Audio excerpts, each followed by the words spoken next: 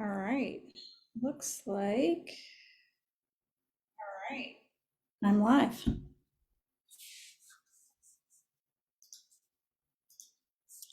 We got a pretty powerful training today, and I know it's powerful because I've been reaching out into the DMs with a lot of you, and I know that this has been coming up a lot for you lately. And it's I guess kind of like your roadblock or your obstacle that keeps showing up, right? So what we're talking about is mastering emotional eating, really. This is part one of two that we're going to go into. So that means next week we'll do part two at this time. So it's really mastering emotional eating, which is really going to be your path to consistency and success. If a lot of this resonates with you today, like emotional eating is something that creeps up for you, just know that you're not alone. I get to hear it from women all of the time. I too, especially back then, more so, would certainly be caught up with a lot of unwanted emotional eating. And from time to time, it still creeps up too, because it's an old pattern for me as well. So just know that you're not alone if this is going to hit home for you today. Like always, I always encourage you to have your notebook and your pen too. But what I want you to do right now is to tap into the comments and let me know if you're here live or on replay.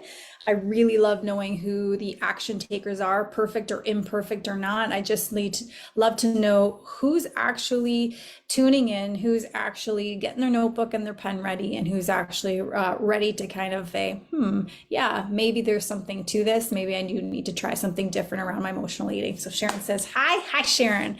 So, okay, so this is part one of two that we're going to get into here. And my goal is that you will better understand if you are in a cycle of emotional eating, and it's not and that it's not about more willpower and discipline, because that's what I hear all of the time. Willpower, motivation, and discipline. That's what I need to kind of stop this pattern.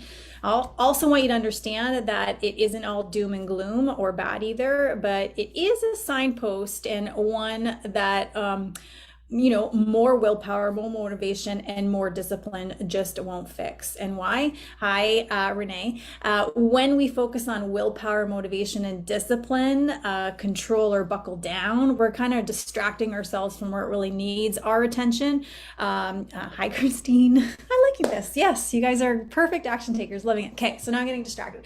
Okay, so it's not about willpower, motivation, and discipline, because when we do that, when we focus on like just control and we're buckling down, we're really distracting ourselves from what really needs our attention, our feelings that are driven by our thoughts, which then lead to the action, right? Because of that, we kind of repeat the cycle every time those same feelings come up. So a conversation that I just had, for example, is someone that wants to end nighttime eating. When I ask why she's nighttime eating, she says it's because of boredom. And she says, so I think I need to do fasting. But if you never resolve the feelings around boredom, the thoughts around boredom, then you'll do the fasting and you'll always come up against the same roadblock. How do I deal with my boredom? And my go-to, especially when things are stressful, emotional, and that sort of thing, and then all of a sudden it's like your go-to is always going to be to solve your boredom with emotional eating. So that's kind of what we're getting to today. So here's what we need to know about emotional eating. It really does make us feel good in the moment, right? It makes those kind of unwanted feelings subside. And that's really what women report, right? In the moment, it does feel really good, but really it doesn't solve our problem or our unwanted feeling. And in fact, it often creates a different problem. So for most, it could be, guilt or shame or self-talk, like I blew it, for example. And it really starts kind of like this cycle, right? It can feel like a Band-Aid on top of a reoccurring cut, but never knowing why the cut keeps reappearing, right? It's like that saying, you're robbing Peter to kind of pay Paul. So now there's a difference between binge eating and emotional eating. But what most women try to do is to get more control through, let's say, food rules, go on another diet, but this eventually backfires. It backfires because you haven't had, a piece of bread in 3 weeks and you can't hold yourself back, right? Or 1 second longer, then, you're kind of falling off the bandwagon, or it's eating because you've already screwed up. So you might as well finish the bag and start over tomorrow, right? Like kind of like this Last Supper thing. So One is understanding emotional eating makes us feel something different than the unwanted thing we want in the moment. And that's why we keep doing it, right? And really, what it's trying to do is solve a different problem, something else that we're kind of trying to avoid, right? Feels good in the moment, but in the back end, we have this guilt and the shame. And we're never looking at why. It's kind of like that reoccurring cut. We never know why the reoccurring cut keeps coming up. So you might fast, but then you'll come up with a reoccurring cut. You might say, I'm not going to snack late at night, but then the reoccurring cut comes up. Or you're going to be really good on the weekend, and then the reoccurring cut keeps happening. So you're robbing Peter to pay Paul, right? Okay, so let's dive in. So what is emotional eating, right? It's the practice of consuming foods in response to your emotions. And those emotions could be something like stress, sadness, boredom, anxiety, rather than true physical hunger. It can be feelings like reward, happiness, procrastination too, which is often when I ask women if they emotional eating, some women are very clear. They know which emotions drive their emotional eating. Some women are like, I don't think I do that, because they're not seeing as happiness, a rewarding, like cheat meals, for example, or procrastinations. They're not seeing those kind of as feelings, right? So certain emotions trigger the brain to release chemicals like dopamine, right? That provides that feeling of pleasure, that or relief, that, relief from the unwanted feeling we want, the feeling of feeling good.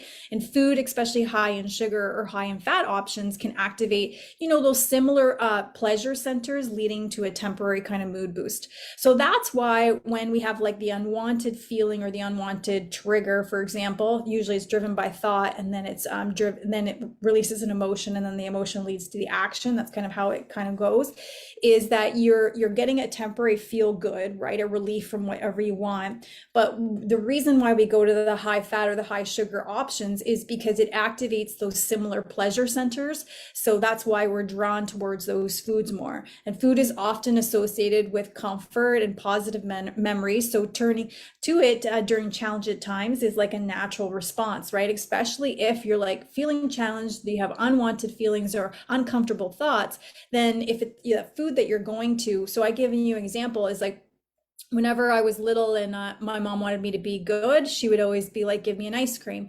Or whenever I was sick, she would be like, give me a treat or whatever. So it's always about, it comes back to like, well, I don't want this unwanted feeling. Remember that time when your mom made you feel really good and you had this, for example, then I'm going to go back to that, right? So a lot of it does come to childhood experiences that we've just carried through because we never learned how to soothe ourselves differently, or never really understood this emotional eating thing, right? So emotional eating might stem from a lack of knowledge about or practicing with, alternative coping mechanisms, or finding healthier ways to manage our emotions, like exercise, deep breathing, or engaging hobbies, kind of to break that pattern. So now we are starting to understand what emotional eating is, right? When we look at it with a weight loss lens, generally the foods we're consuming when we're emotionally eating are those higher foods, less nutritious foods. But there's also a secondary component. So one, we understand why there's more calories in them, why they're less nutritious, like they're higher sugar, high fat options, is because they do activate similar pleasure centers in your brain. They give you that temporary mood boost. But now there's a second part, is that usually we're also consuming this mindlessly. We tend to consume those calories quicker. So some women will report, I do it in hiding. So for example, in my car before I get home, or when my husband's not home, or when my kids are in bed, for example. But usually we're doing this mindlessly, meaning there's speed to what we're eating, right? There's maybe sometimes more lying or deceitfulness around what we're eating or how much we're eating, whether it's to ourselves or to someone else. And there's usually distraction around it. So we're scrolling, we're multitasking, we're watching TV, we're reading, that sort of thing. So you can see how that can all kind of work against what you're trying to do when you're in, you're trying to achieve weight loss or maintain your weight loss. So a normal eater may eat emotionally from time to time, but will likely do so far less often than, let's say, someone who diets or restricts. Yes, there is a connection between dieting eating and the frequency of emotional eating.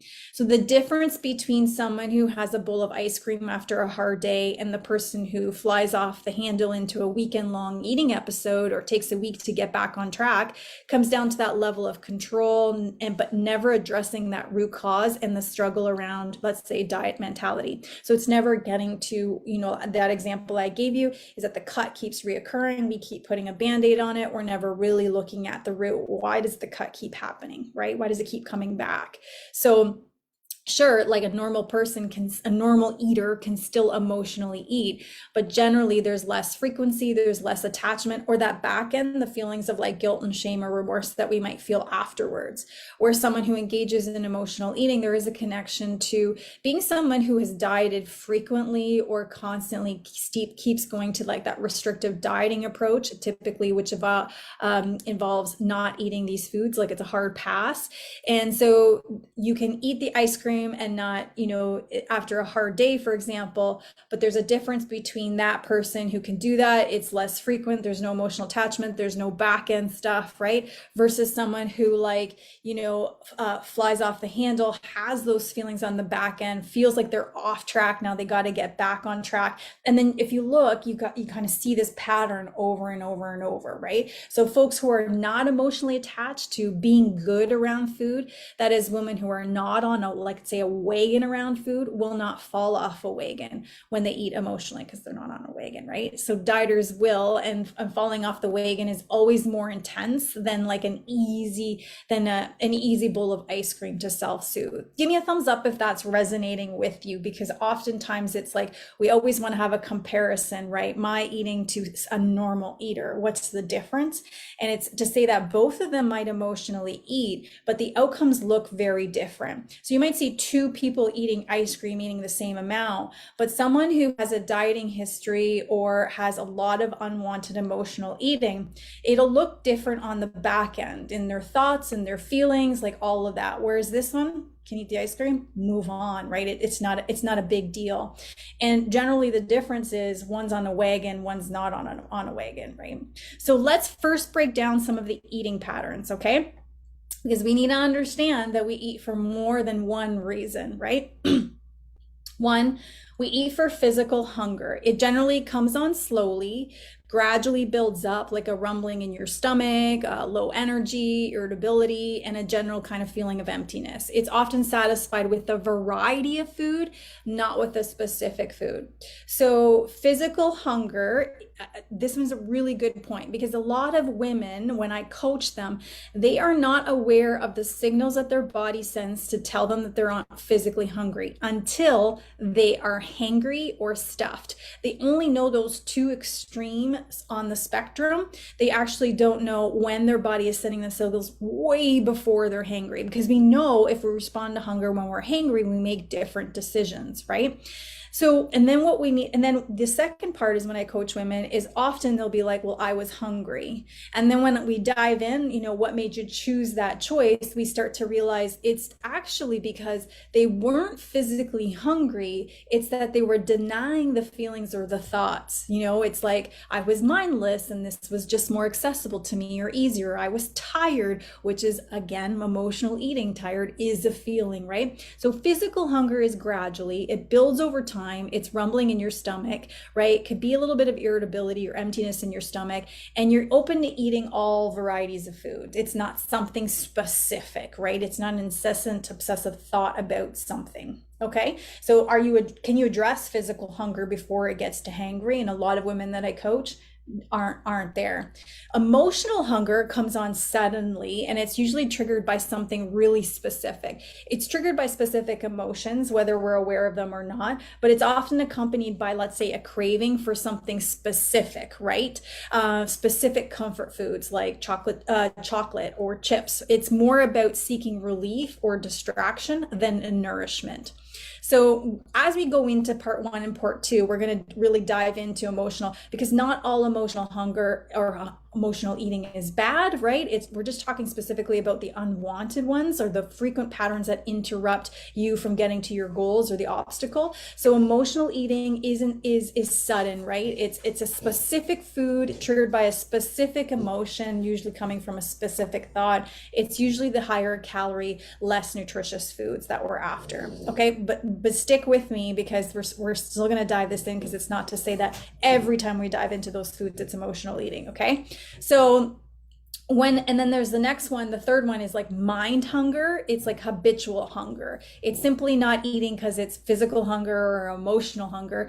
It's just because the clock says you should eat, right? So a lot of women have to eat according to their schedule. Like, I only get a lunch break at 12, so I have to eat whether I'm hungry or emotional or not. I just have to eat, right? Or like teachers, they have certain scheduled breaks, for example, that dictate whether you're eating or not. It's not to say that it's good or bad. It's just to say, like, sometimes that's why we eat. That's a different type of hunger. It's that mind or habitual hunger. Then we got mindless eating, right? It occurs when you eat without paying attention to what or how much you're consuming. It's often tied to activities like watching TV, working, socializing, and then it can just really just lead to that overeating due to kind of the lack of awareness. You're really not present in what you're doing, right? So a lot of women will say, like, hey, summer barbecues where there's like tables of food, they're not putting the food on their plate, they're just nibbling and grazing. Or it's like you go to a restaurant, they're not clearing the plate, the table off, and so you keep nibbling and grazing, that sort of thing. During the pandemic, this one came up a lot, whereas women couldn't it was coming up a lot in the discussion. I don't know if it was new, but this is when I was hearing it. That's the dog. Is singular focus. So sitting down at night, it wasn't about being able just to watch TV. It was either I had to watch TV or scroll, or watch TV and eat. That's kind of mindless eating. And then there's social eating, is influenced by like your social interactions and your gatherings. So people may eat more than usual in social settings. Sometimes that's due to peer pressure. Sometimes it's due to cultural norms. So I come from a European background. So that's the norm. It's eat more. Why you not eat, right? And it's simply because food is just more available to you in social settings. Then there is nostalgic eating, which involves consuming foods that evoke like positive memories from the past. So I think about turtles or after eights around Christmas time. That definitely brings back a sense of nostalgia. Also, my mom makes this thing called sweetbread, and so that brings a sense of memories as well. When I'm sick, chicken and rice soup brings back nostalgia too. So it's just eating foods because it evokes a positive memory from the past. People might eat like certain foods because they remind them of childhood or from like a really good memory or happy time, for example. And then their sensory eating is driven by the desire to experience certain tastes or textures or aromas. You might eat not because you're hungry, but because you crave this sensory pleasure kind of that food provides, whether that's nutritionally dense or not. And then there's hormonal fluctuations too, like during your menstrual cycle, that can lead to increased appetite, which is then deciphering between emotional hunger as a relation to your hormones or physical appetite, physical hunger, right? And an example of that could also be like pregnant women.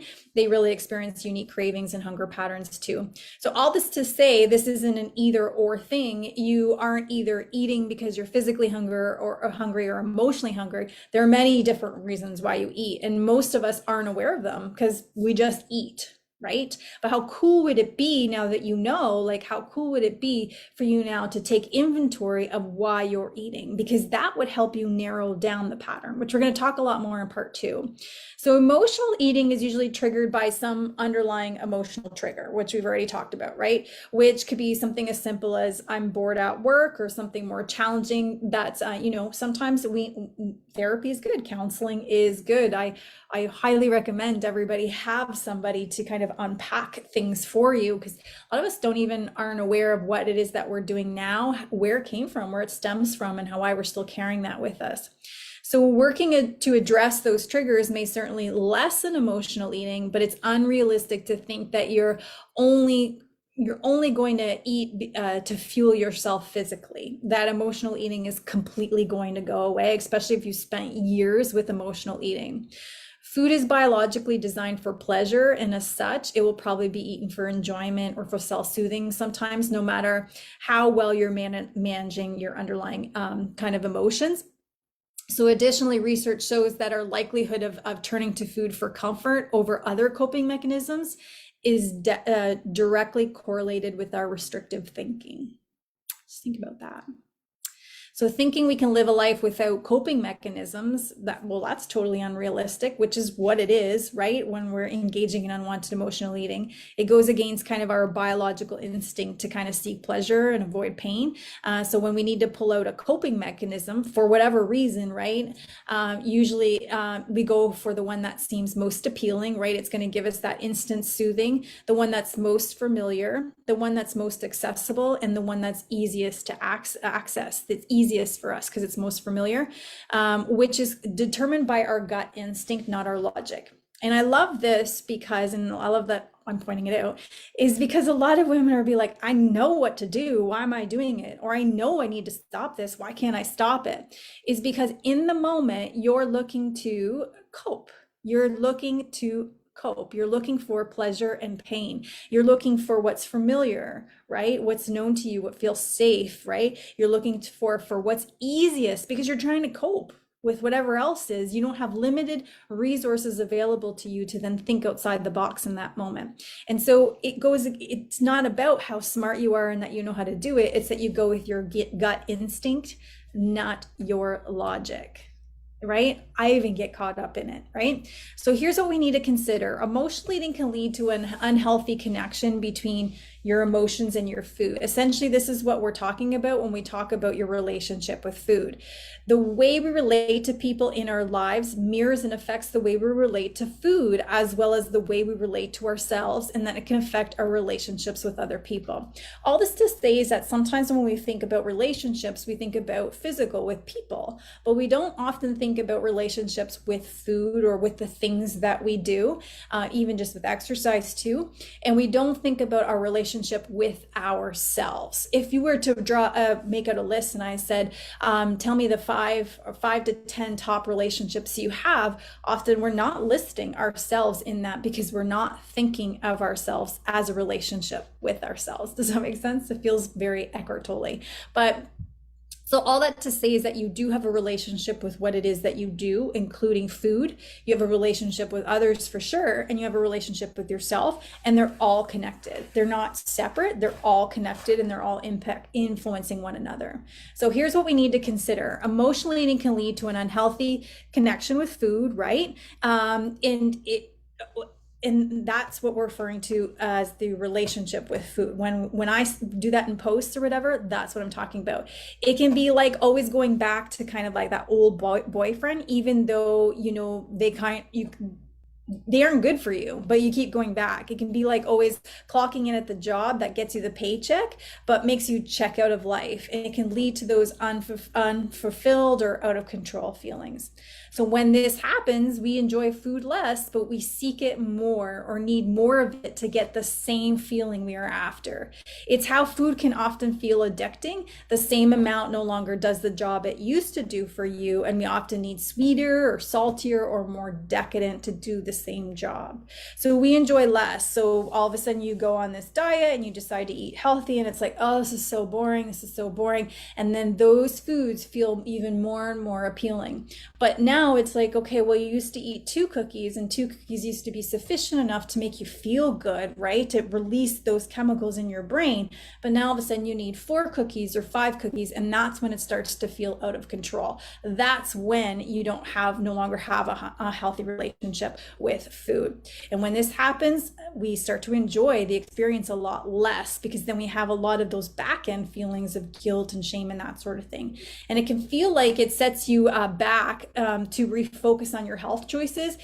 Takes you longer time to kind of bounce back and can create a fear of, I'm just going to do it again and I'll never reach my goals, which kind of erodes your self-belief that you can even just reach your goals, right? So one, it's like then it gets you need more and more of it, right? You do it more often, right? And then it takes you longer and longer to bounce back. So now all of a sudden it's like I used to be able to do it, Friday, Saturday, and now it's like taking me Sunday, Monday to get back on track, right? Or something like that. So it takes you longer, but then also it's then that fear voice creeps, here I am again. It's another Friday, Saturday. Here I am doing it again, right? Oh, here's this stressful time or this feeling creeping up. Here I am getting into this, right? And then that erodes your self-belief. And when you have a lack of self-belief, then how do you expect to get to your goals when you don't have the belief in yourself? On the flip side, working with women, coaching them for all these years, you can, stop recognizing the signals your body sends you. Are you truly hungry? And harder to recognize those hunger and fullness cues, because you get into like a rat race or a rabbit hole, whatever you want to call it, of emotional eating where you need more and more and more, right? And so you stop recognizing what your body is actually trying to tell you that it needs, or if it's hungry, you stop recognizing all those feelings because you're no longer always or mostly eating for physical reasons. You're eating because of unwanted emotional eating. So why do we do it when all we want is to feel healthy, happy, energized, confident, and keep that weight off? Well, emotional eating can be a way to suppress or numb emotions that feel overwhelming, right? Because it does make us feel good, temporary in the moment, right? It makes us feel good. And all we want to do is numb that unwanted feeling or that feeling of overwhelmed. It can be a learned coping mechanism from childhood or past experiences. That's me. Without alternative coping strategies, you feel lost when faced with emotional triggers, because what's happening, what tends to happen, I don't want to blanket everybody, is that you feel the unwanted emotion, right? And that's when you try and like, okay, I'm going to do something different. But that unwanted emotion is so uncomfortable or so intense that it's like your logic brain goes out the window, right? And it's like, all of a sudden it's like, oh, I'm just going to give in. This is too hard, right? We're not doing the pre-work to prepare, okay, what was the emotion? What was the thought, right? Or what was the trigger? We're not doing that pre-planning work so that we're in advance already practicing those triggers and I'll get those coping mechanisms. So I'll give you an example is, if I only practice meditation when things are falling apart, the likelihood of me meditating or journaling goes down significantly, because I'm not going to tap into something new when I need it, but I would be more likely to meditate or journal if have it as an ongoing practice. It'll be more accessible, it'll be easier, it'll be more familiar, more safe for me to tap in when I need it the most. I hope that makes sense. Give me a thumbs up if that makes sense. And so really it's alternative coping strategies. We don't have them, and we're trying to tap into them in the emotional time versus working towards them. So when the emotional time comes up, they're easy, they're safe, they're accessible, they're familiar, right? It could be about low self-esteem or poor body image or a lack of self-compassion that can contribute to emotional eating too, right? If you don't want to be kind to yourself, don't love yourself, aren't in acceptance of yourself, and I'm not saying you have to have that to the 10th degree, but if we don't have that or have very low amounts of that, it makes it really hard to do kind things or compassionate things to ourselves, right? Mindlessness, like a busy lifestyle, who has time for feelings, right? Who has time for, that dissection or that reflection or confronting those deeper emotional issues? They can be uncomfortable and they can be challenging. And as a result, you may turn to emotional eating to kind of avoid facing those issues. So a lot of it's busy. It's busy out there. Life gets busier. Even if you get free time, you always find find something to fill it with. And so it makes it hard to have unwanted feelings. We just want to move on. And it's hard to do the reflection because it means that we have to confront something that's a lot deeper. And then we've talked about this before, is inadequate sleep that can disrupt your hormone regulation, leading to, more appetite, so more physical hunger, but also more cravings, particularly for those high calorie, sugary and fatty foods. Sleep deprived individuals often seek comfort in food to kind of counteract the fatigue or the mood swings. A lot of women will even tell me, like in the afternoon, they've eaten and they get a lull in energy or whatever. They're using the high calories to boost them. Whether caffeine is certainly one that comes up a lot, but they're using something like sugary, for example, or something high fat to give them that boost. It makes you feel good in the moment because it does give you a temporary boost, But then what's the follow-up after that? What's the price you pay as a result of that temporary boost, right? And then chronic stress triggers the release of cortisol, which can stimulate cravings for comfort foods. Stress eating can become like a coping mechanism to kind of numb the emotions or distract from the stressors, and that sort of thing. So why do we do it even though we want to feel happy, energized, and confident? One, it suppresses a numb or uncomfortable or overwhelming feeling. It's a learned coping mechanism. Low self-esteem, poor body image, or low self-compassion, mindlessness, like that busy lifestyle, inadequate sleep, and chronic stress. Those are all some reasons why it might be happening. So when you tell me, I want to stop snacking, I need to go on a sugar fast, or a sugar cleanse, I need to go on a detox, I have to stop evening eatings or whatever, it's, are you then addressing, your emotions, the ones that you're trying to numb? Are you then addressing your coping mechanisms and trying to build up some others? Are you trying to address your low self-esteem, poor body image, or lack of self-compassion? Are you trying to address your busy lifestyle? Are you trying to address your inadequate sleep? Are you trying to address your chronic stress? Chances are you're not. You're, again, like I said in the very beginning, is you're putting a Band-Aid on top of a reoccurring cut. So it can also go back to self-judgment. I was good today, I didn't eat emotionally at all. And that's what some women will say, like that's their rating scale for how good they are, is like, I didn't emotionally eat today, that's a win, right? But that can easily be flipped to perceive yourself as bad when you do emotionally eat. So to stop viewing behaviors with food as wrong and stop judging or shaming the weight cycling, we must also stop viewing our food behaviors as like moral, as right or wrong, or you being moral, right or wrong. Give me a thumbs up if that's resonating too, because if you have that one thought, I was good today, I didn't emotionally eat, or I didn't overeat, right? I only ate when I was hungry, then you got to also consider the flip side, and the flip side being, well, then I am bad when I do those things, right? And then what's that play on your psyche? What's that play on your moral code around food or your behaviors, right? Our need for control, we are not in control of our bodies in any given time. We are not in control of our emotional needs in any given moment, and we cannot control every reaction to a trigger or our environment, for example. We are human. We don't get more control with more control. That's just a hamster wheel leading to kind of a dead end, but rather it's about getting to the root cause and accepting things as they are, which is hard when we are driven by control. And there's this illusion or this misunderstanding that if I accept things as they are, then they will never change. And that's just not the case. In other words, another diet will only distort your true wants, leaving you obsessed with food and constantly feeling like a starving baby lion. And if you're the kind of person that says, I've tried everything, if you haven't let go of trying to control your body in exchange for actually self-caring thoughts and behaviors, you haven't tried everything. You've tried one thing, dieting. So there can also be this sense of loneliness or isolation too. You can't talk openly about it because of fear of judgment, right? Or talking about it may be perceived as a weakness or maybe like a lack of self-discipline, and you don't want others to see you that way. And it can also lead to more isolation where you're hiding it from others, right? It also requires consistent effort to be able to pivot and adapt, manage new and more challenging situations with healthier coping mechanisms. And it's a learning process that involves trial and error. And a lot of us have a lot of anxious feelings or thoughts about trial and error that stem from, our all or nothing, perfection, expectation, way of thinking, right? Or doing. That's a big one. That's a big one that comes up, is like, we don't like trial and error. When we have the goal of weight loss, we don't want any trial and error. We want everything perfect. We want everything all the time. And so that can lead to anxious feelings or thoughts about trying something new around your emotional eating or being in acceptance of it happening. Emotional eating can become intertwined with your body dissatisfaction, where negative emotions trigger overeating, which in turn exasperates, dissatisfaction. So for example, you're doing really well, you're a really good starter, you're not a very good finisher when it comes to whatever approach you're using for dieting.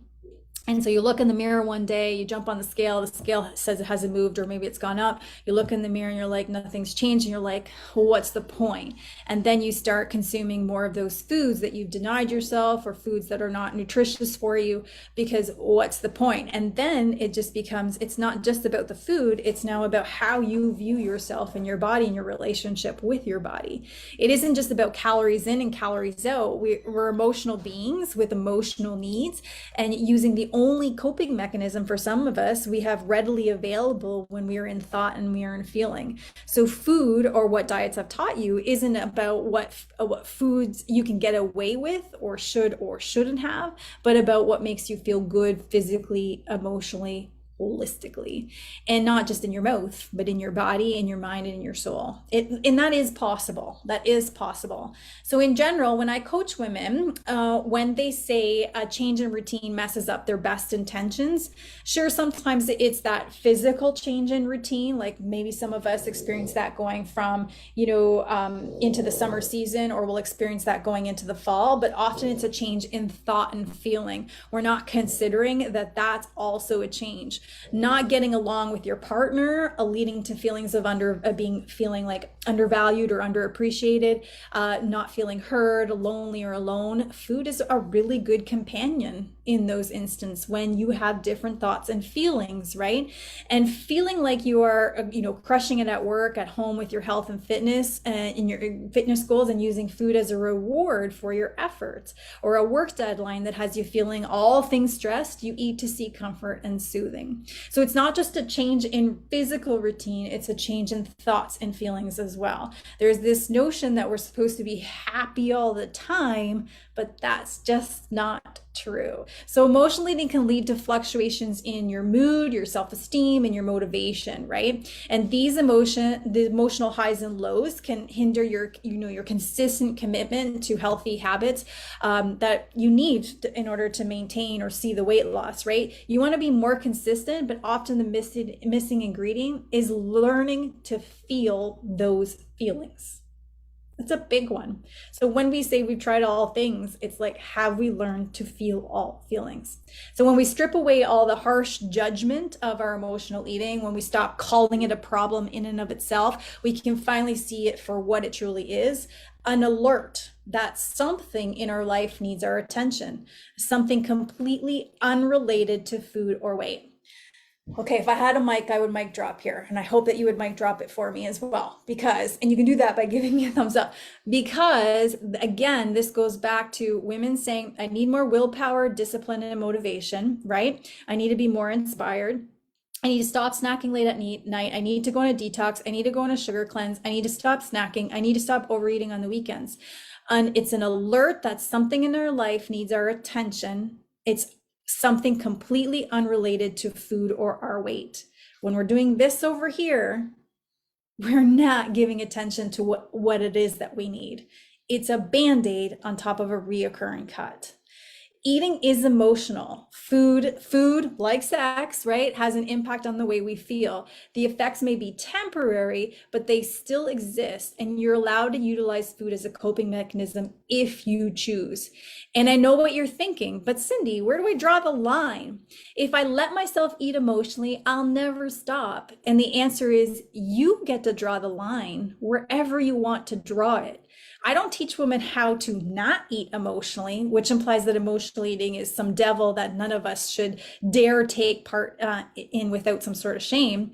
I teach women how to be empowered in their choices around food. Make it simple, right? Be a better decision maker, so that instead of being a slave to food or feeling out of control, you're your own master, right?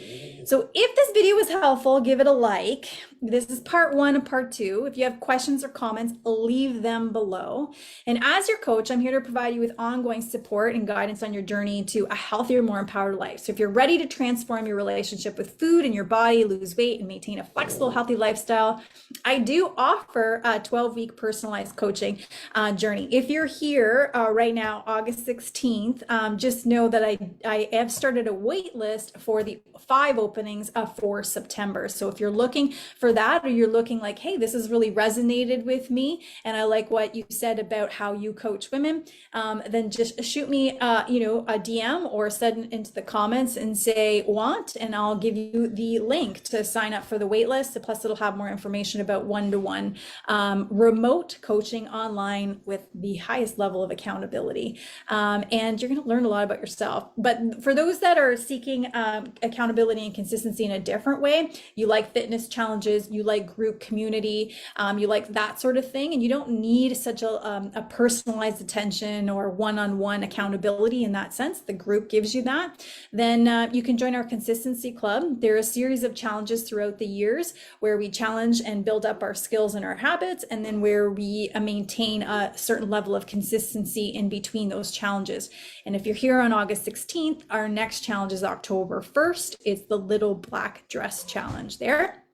And of course, I do small group training in our training facility in Strathroy, Ontario. So that's open as well. So if you're interested in going further than these trainings, or like getting the complete picture and the plan for you, then drop into my DMs. Okay, so if this delivered value to you, give it a like, right? But also drop in, what are you taking away from this part one? I love knowing how I gave you value. And number two is, if there's other women that you've talked to that are inside this community or not, that have, expressed to you, oh, this is really resonating with that conversation I had. Oh, I wish I had this information when I had that conversation. Tag them, invite them to the group, or tag them, add them into the comments, must watch. Because here's what's going to happen with that is, the next time you guys come together, you'll have a common discussion, a more deeper level, authentic conversation that's going to move things forward. And if you're looking for accountability from that person, it's going to give you the right kind of accountability, because now you guys are on the same page. And really, that's my mission, is to change the conversation here. So I hope that I did that for you. Come back next week for part two, where I'm going to dive into the strategies with you. I'm Coach Cindy, signing off.